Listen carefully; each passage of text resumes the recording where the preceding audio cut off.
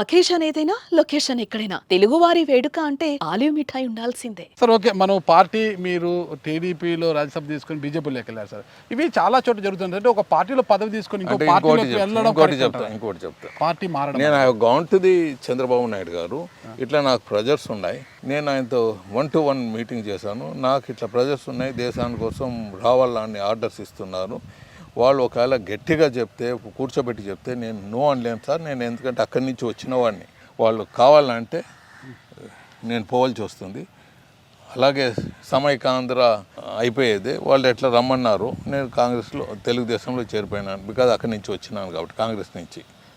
సమైకాంధ్రలో ఓడిపోయిన తర్వాత రాష్ట్ర డివిజన్ అయితే చంద్రబాబు గారు అన్నం పంపినట్లే నేను అక్కడ బీజేపీలో కూడా పాతాన్ని పిలిస్తే పోవాల్సి వస్తుంది, నో ఛాయిస్ అని చెప్పాను. సో ఈ మూడు పార్టీలు ఒక్కో విధంగా కాంగ్రెస్ మా నాయన వాళ్ళంతా అప్పుడు ఉండేదంతా వాళ్ళు అక్కడే ఉండి ఎమ్మెల్యేలుగా ఉంటాయి, ఫ్రీడమ్ ఫైటర్స్గా ఉంటాయి. నేను కొద్దిగా బీజేపీకి ఉండేవాడిని. నేను చంద్రబాబు నాయుడు గారి దగ్గర ఇది ఎవరిబడి షుడ్ నోట్, నేను చెప్పింది ఏమంటే నా కొడుకు తెలుగుదేశంలో ఉన్నాడు, నేను వాళ్ళు దేశాని కోసం నా ఓటు కోసం రమ్మంటున్నారు, వాళ్ళు డిస్క్వాలిఫై కారాదని వస్తున్నారు, మేము పోయినామంటే మిగతా వాళ్ళ వలసలు వస్తారు, బీజేపీలో ఎంపీస్ రాజ్యసభలో నంబర్ పెరుగుతుంది, దేశానికి సంబంధించిన పార్లమెంటరీలో రెజల్యూషన్స్ అంతా అప్రూవల్స్ అయిపోతాయి చక్క అని చెప్పాను. పోతే బాగుంటుంది అని ఆయన అన్నాడు పెద్ద మనిషిగా. నాకు పరిస్థితుల్లో అనుకూలించకుండా రావాలని ఆర్డర్స్ ఇస్తే నేను పోతాను సార్, నా కొడుకుని మీరు నమ్ముతామంటే ఇక్కడే ఉంటాడు, లేకపోతే ఏ పార్టీలో ఉండకుండా బయటకు వస్తాడు. ఇవంతా తెలుగుదేశం ఉండే కార్యకర్తలకు తెలవకపోవచ్చు నేను మారినప్పుడు, కానీ కొన్ని మామూలుగా ఆ టైంలో కూడా వాళ్ళు మా మీద మాట్లాడి ఉండొచ్చు. అయినా I was silent that one. I not TG Venkatesh స్టైల్లో నేను ఎప్పుడూ దాని మీద పోలేదు. మామూలుగా అన్నిటి మీద నన్ను ఏమైనా ఇంత టచ్ చేస్తే 10 నేను రెచ్చిపోతుంటాను. బట్ దాంట్లో నేను పోయినాను, ఏం చేయమంటారు. అప్పుడు అలయన్స్లోనే నేను రాజ్యసభ మెంబర్ అయ్యాను.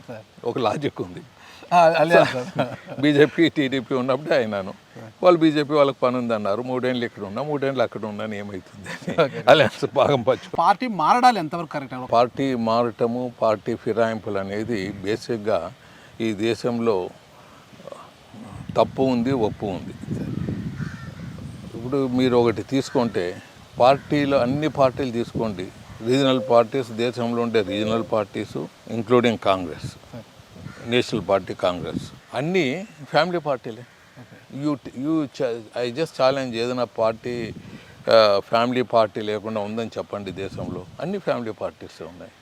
సో ఫ్యామిలీ పార్టీస్ ఉన్నప్పుడు దాంట్లో పార్టీ మారటము మారరాదు అనే సిద్ధాంతం దాన్ని పెద్దగా ఆలోచించరాదు. మన క్యారెక్టర్ బాగుండాలి నెంబర్ 1. నెంబర్ 2, పార్టీ మారటం డబ్బులు తీసుకొని మారటము లేకపోతే ఎవరినో టార్గెట్ పెట్టి మారటమో కాదు.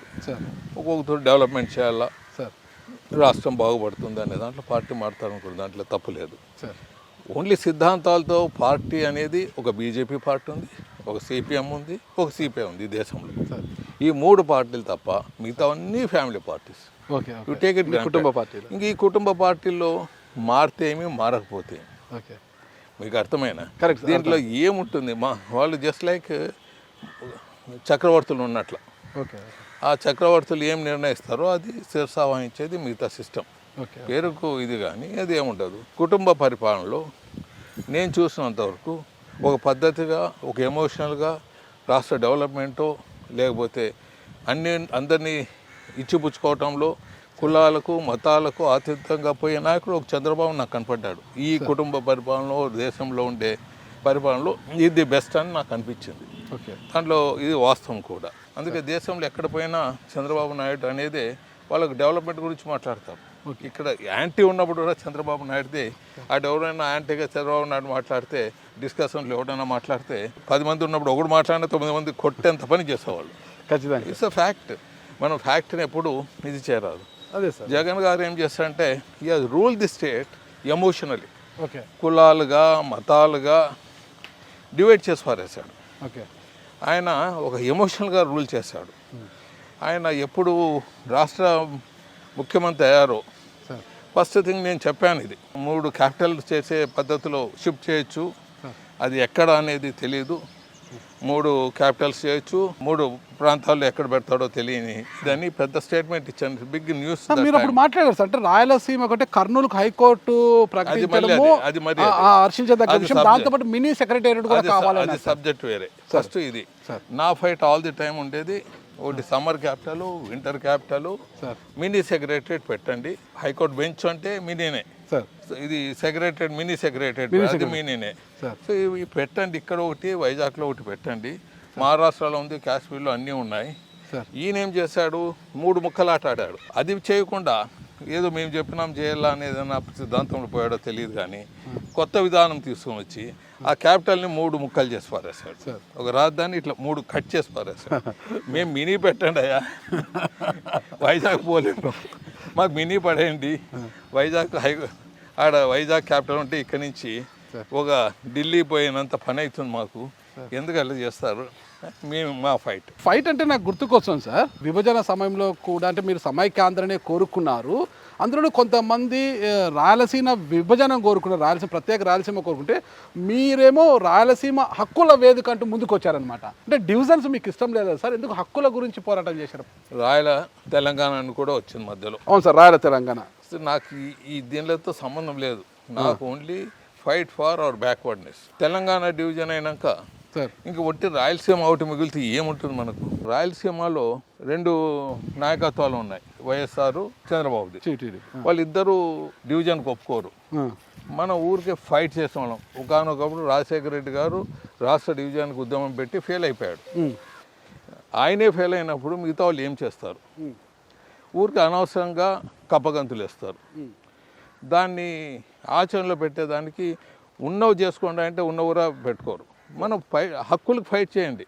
డెవలప్ అయినాక మీరు నిర్ణయించండి సపరేట్ కావాలని. ముందు లేకుండా బట్టలు ఇప్పుకొని రోడ్లో నిలబడితే ఏమొస్తుంది? ముందు హక్కులు పోరాడండి, డెవలప్ కాండి. మరి దేవుడు ఉన్నాడు, మీకు మనకు కేపబిలిటీస్ ఉండి సపరేట్ ప్రాంతంగా ఉండాలంటే అప్పుడు మనం ఆలోచించవచ్చు. ఏమీ లేకుండా ఊరికే మనం విభజనని, డెవలప్మెంట్ ప్రాజెక్ట్స్ అవంతా ఇడిచిపెట్టేసి దానికి ఫైట్ చేయకుండా ఇప్పుడు దీనికి మీన్వైల్ ఎన్నో తెచ్చుకోగలిగాం. మనం రాయలసీమ యూనివర్సిటీ తెచ్చుకోగలం, విద్యార్థులతో ఫైట్ చేసి రాయలసీమ హక్కులు. ఉర్దూ యూనివర్సిటీ తెచ్చుకున్నాం చంద్రబాబు గారితో, ఎయిర్పోర్ట్ తెచ్చుకున్నాం, లిఫ్ట్ ఇరిగేషన్లో అవి దండి డెవలప్ చేశాము. నేను పదవిలో ఉంటే ఉద్యమం పక్కన పెట్టి పదవిలో చేశాను. పదవిలో లేనప్పుడు ఉద్యమాన్ని నడిపి అది సాధించుకోవటం జరిగింది. దండి ఉన్నాయి చెప్పాలనుకుంటే. ఇవన్నీ మనం బోర్డులు వేసుకోకుండా పదవిలో ఉన్నప్పుడు మీకు చెప్పాను రోడ్స్ ఎన్ని వేల కోట్లు తెచ్చాము. ఇలా ఏదో విధంగా తెచ్చుకుంటూ వచ్చాం. చంద్రబాబు నాయుడు గారు క్యాపిటల్ ఒకటే ఉంటున్నాడు, మళ్ళీ మేమైనా ఫైట్ ఇస్తే అది కప్పగంతులు అవుతుంది. సో ఆయన క్యాపిటల్ పెట్టారో అది ఇన్ బిట్వీన్. ఇప్పుడు ఆంధ్రాలో విజయవాడ అనేది ఇన్ బిట్వీన్. మేమేం చెప్తున్నాం అంటే మాకు ఇక్కడ మినీ సెక్రటరియట్ అండి, హైకోర్టు బెంచ్ అండి, మినిస్టర్లు వన్స్ ఇన్ ఇయర్ ఒకటి పక్కన హోటల్లో దిగుతారు, ఒక 10 రోజులు 1 month. ఇక్కడ ఒకటి అసెంబ్లీ చేయండి, మినిస్టర్లు తిరుగుతుంటే డెవలప్ అవుతుంది. అది ఇప్పటికే ఉన్నాను. దాంట్లో భాగంగా హైకోర్టు బెంచ్ చంద్రబాబు గారు ఒప్పుకున్నారు. We are grateful to him. అందులో భాగంగానే ఇక్కడ హైకోర్టు బెంచ్ ఇస్తా ఉన్నాడు. మా వాళ్ళు ఏం చేస్తుంటే వైఎస్ఆర్ పార్టీకి సంబంధించిన లాయర్లు హైకోర్టు కావాలా, మా వైఎస్ఆర్ అయితే హైకోర్టు ఇస్తారని ఇది పక్కకు పెట్టారు. మీకు అర్థమైందండి. ఇక్కడ నేను చెక్ డ్యామ్ శాంక్షన్ చేయించినట్లు ఈ పక్క చెక్ డ్యామ్ 100 కోట్లతో పునాది వేస్తే ఇక్కడ కాదు పక్కన కట్టాలన్నారు. ఇది పోయా అది పోయా, ముందు తెచ్చుకోండాయా అడిగింది. ఆయన జగన్ గారు స్మార్ట్గా హైకోర్టు ఇప్పిస్తానన్నాడు. ఇక్కడేమో మాకు హైకోర్టు అని రెచ్చగొట్టాడు. లాయర్లంతా హైకోర్టు తప్ప ఏమన్నా మాట్లాడితే కొట్టేదట్లు వచ్చారు. అంత ఎమోషనల్ చేసేసాడు. రియాలిటీ వచ్చి ఆయన సుప్రీంకోర్టులో మాకు ఆ ప్రతిపాదనే లేదు హైకోర్టు అన్నాడు. అసెంబ్లీలో పాస్ చేయలేదు. సో అట్లీస్ట్ బెంచ్ అన్న తెచ్చింటే అయినా సంతోషపడేవాళ్ళం. కరెక్ట్. సో ఇది ఏమవుతుందంటే ఇక్కడ కులాల వారు మొదలైంది. ఆ కులాల వారిలో మనం ఏం మాట్లాడినా తప్పుగా భావిస్తారు. సుమన్ టీవీలో మీ పర్సనల్ అండ్ బిజినెస్ ప్రమోషన్స్ కోసం కింది నెంబర్కి కాంటాక్ట్ చేయండి.